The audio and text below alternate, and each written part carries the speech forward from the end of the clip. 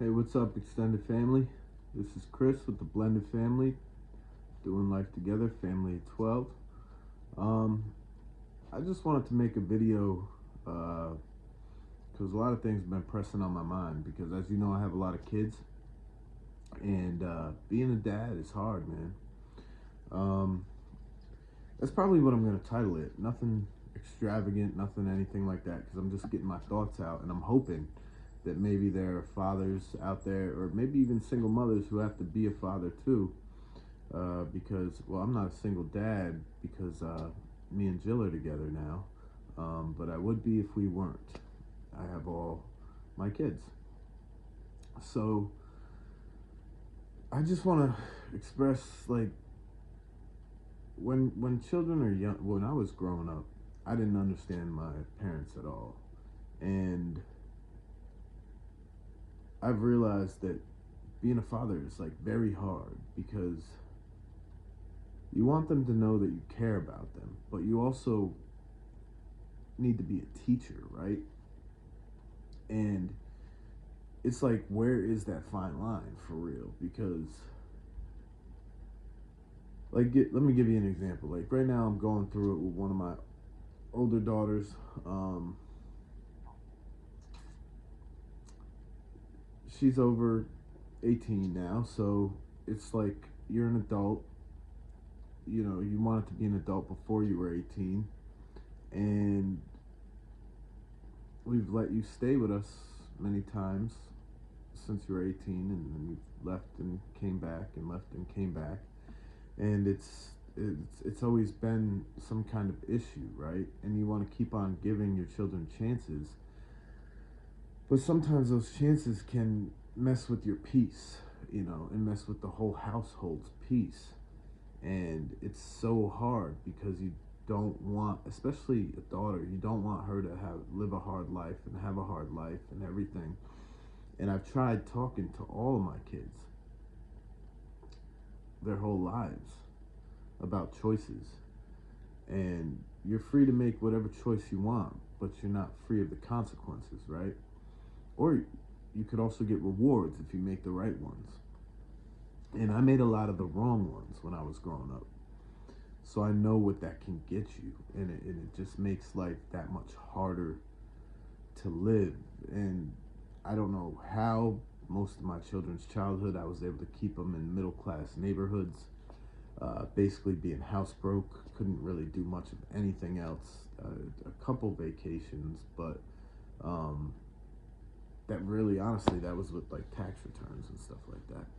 That we would take our vacation tax return money, because day to day money, when you have so many kids, it's you just don't have it, right? And well, my parents never really spent much time talking to me, right? So to me, investing my time talking to them, it was just like, do what I say or else there were consequences, you know? And that didn't really work out because, you know, I had a mom that, for whatever reason, I wasn't, like, I was important but not, if you understand what I'm saying. And then my dad wasn't in the picture most of my life, so it was like a stepdad that used to beat the crap out of me, throw me across rooms by hair, you know, a lot of things that probably a lot of 80s kids went through. But he was 6'2", like 250, and he got up to 290, and I was a small kid. Up until I was 16, I hit 5 foot tall at, I was almost 16 years old. And then from 16 to 17, I grew like 10 inches, and I ended up right around 6 foot. But, so to go from a family that never, like, there was no hugs, there was no none of that stuff when I was growing up, which I'm not, you know, most people probably didn't. And by today's definition, I was pretty severely abused growing up. Like, if CPS was a thing like they are now, I probably would have been taken from my parents. I don't even say probably, I would say yes, I would have been taken from my parents.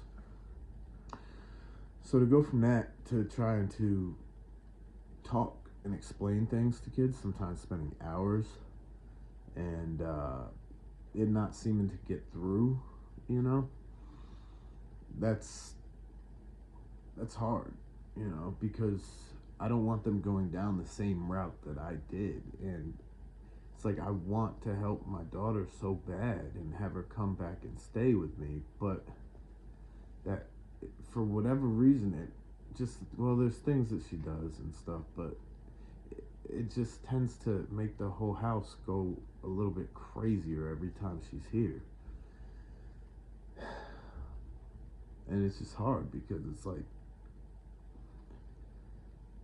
I lost another daughter of mine. I've been thinking about posting this in the shorts just because I want her to live forever, but it's like an emotional thing too. I lost a daughter at 9 months old, right?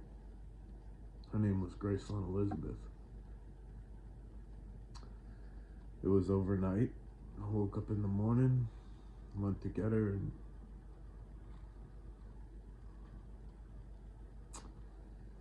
anyhow,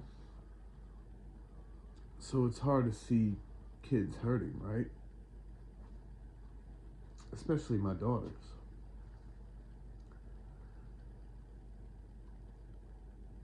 And it's something where I don't really know what to do. So you try to, all the bad experiences, bad crap that I went through in life, you try to talk about that and make it make sense to them, make it like, I don't know if because I have been able to somehow stay in middle class America, they think that they can make stupid decisions and should have no repercussions, and like they will be able to live in areas I have been able to live in. And I am by no means a wealthy man. I struggle like monthly, to be honest. Not even close to a wealthy guy. But I wonder if them not really seeing much of there was a point in time where we went through a hard time, like really hard, really bad. I don't really want to get into that on here, but for a year and a half, we weren't in the best living situation. Almost a year and a half. But other than that, I've kept them in nice areas, nice schools, around people that had money. And I think that they think that they can achieve that too. And while it is possible, it's a lot harder, and most people fail because most people aren't willing, once they mess up their life like that, to put in the work. And like I said, it is possible. There's plenty of people that screwed up their beginning part of their life that turn it around and do something with it. But it's like,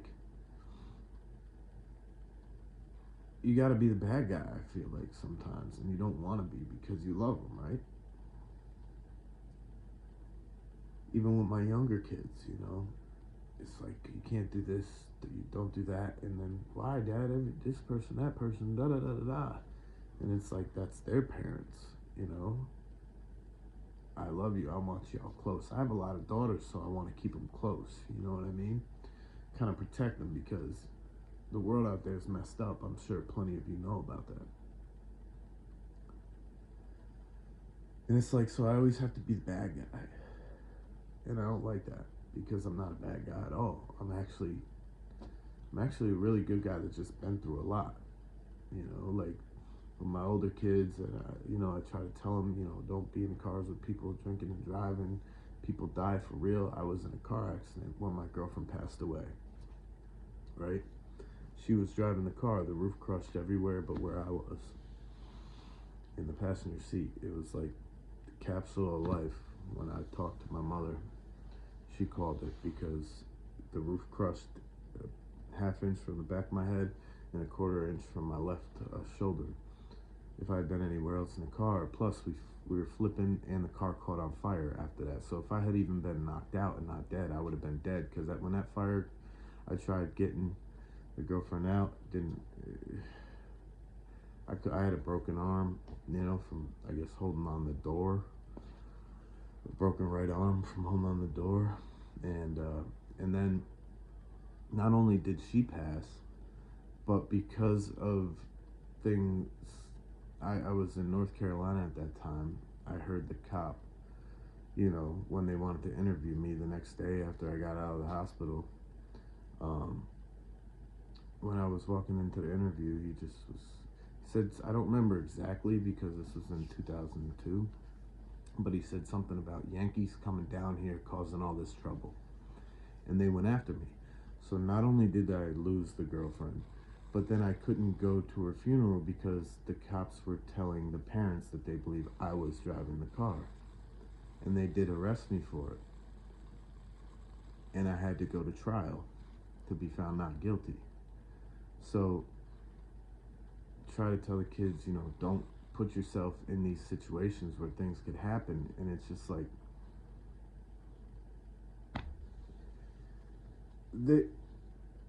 I'm always thought of as a bad guy, and that's hard because I'm just trying to look out for them, right? I don't always want to be the bad guy.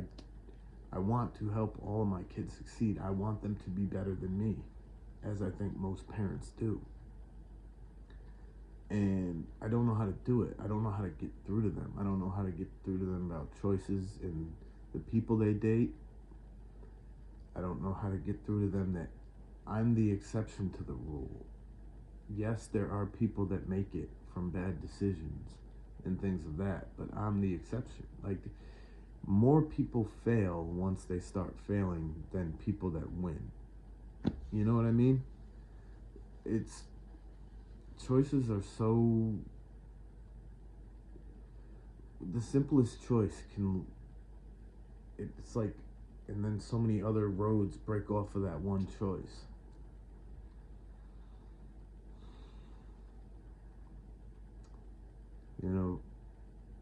Losing my 9-month-old was the hardest thing I ever went through. And that changed me, just like the car accident changed me. I became a lot more serious. I'm still a fun guy, don't get me wrong. But it's almost like I feel like I can't be fun with my kids because then they seem to take advantage of it and go too far and try to be too friendly. And I want to be friends, but I have to be a father for it's like, I know you people, I know everybody out there that is taking the time to watch this. If you are, I know you have to be feeling the same thing. It can't just be me. And it's hard. And I don't know what to do about it. I don't know what the right mix is, because I feel like, I have kids from 20 down to 3 years old. So I have them in like all stages of developmental growth pretty much. Because at 20, your brain still isn't fully developed. I think it's like 25 years old. So it's like, if I treat the older ones a different way than I treat my 13-year-old, 15-year-old, and then I treat the 15-year-old, 13-year-old different than I treat the littles, the 3-year-old, the 6, 7, 8, everybody will see the difference, if I can be more like adultish friends. It just, if anybody has any advice, I don't know if most of you probably don't have a big family like me with 10 kids and everything like that, really 11, but the 11th is no longer with us.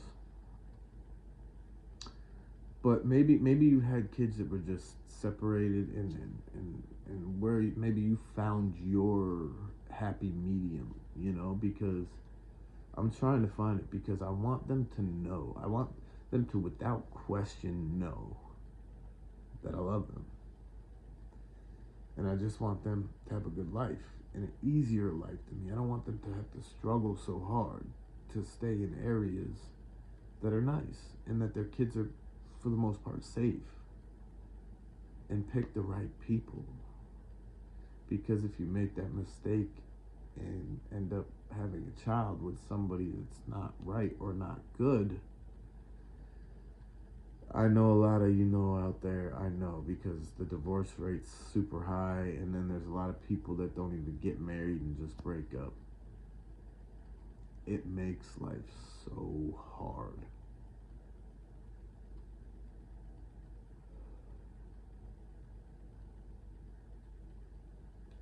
I don't know if I wanted to just get that out. There's a lot more I could say, but I don't want to take a lot of time because it's pretty late at night right now.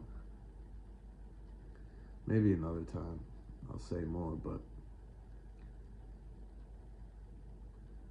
maybe this is like therapy. So I don't, maybe me just getting stuff out, or maybe I just, if you guys have any ideas, anything that you could, any advice, whatever comes to this video, I hope it helps, you know, you guys out there to know that you're not alone in feeling like, what do I do?